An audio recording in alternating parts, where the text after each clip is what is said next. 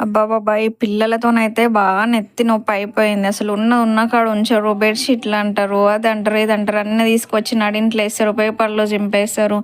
సదిరిందే సదురుకుంటా ఉండాలి పొద్దంతా. ఇంకొచ్చిర్రనంటే స్కూల్ నుంచి వచ్చిర్రనంటే అసలు పడుకునేంత వరకు నాన్ స్టాప్‌గా ఒక రోబోలాగా పనిచేస్తూనే ఉండాలి. నేనైతే 3 నుంచి నైట్ 9 వాళ్ళు పడుకునేంత వరకి ఇల్లుని కనీసం ఒక 5 సార్లు ఊడుస్తా. అంత చెత్త చెత్త చేసేస్తారు. సదురుతున్న కొద్దీ ఎనకెనకలొచ్చి మళ్ళీ సతాయించడము.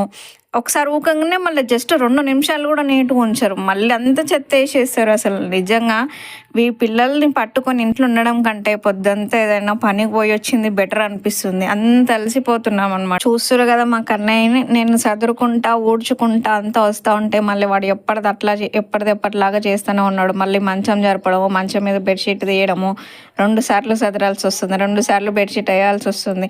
వాడు ఎంజాయ్ చేస్తాడు నన్ను సతాయించుకుంటా, నన్ను ఒర్లిపించుకుంటా, నవ్వుకుంటా ఉంటాడు. అంటే వాడు నాకు అర్థమైతది వాడు కావాలని చేస్తాడు, కావాలని సతాయిస్తాడు, వాడు ఎంజాయ్ చేస్తాడని. వాడికి టేబుల్ మీద సామాను ఉండొద్దు, అంతా తీసుకొచ్చి కింద నడింట్లో పెడతాడు. బెడ్ల మీద బెడ్‌షీట్లు, బొమ్మలు ఉండొద్దు, అన్నీ ఇవి నేను వేసుకొని కింద పండుకుంటా అని కింద వేసుకుంటాడు. నేను హోంవర్క్ చేసుకుంటా చూడమ్మా ఇప్పుడు అనేసి పేపర్లన్నీ చింపేస్తాడు. చూడండి ఎంత చెత్త, జస్ట్ అర్ధ గంటకి ఇంత చెత్త చెత్త చెత్త చేసేస్తారు. మీ ఇంట్లో కూడా ఇట్లా అల్లరి పిల్లలు ఉన్నారా? ఉంటే కామెంట్ చేయండి. వీడియో నచ్చితే లైక్ చేయండి, సబ్స్క్రైబ్ చేయండి. అల్లరి పిల్లలతోని మీరు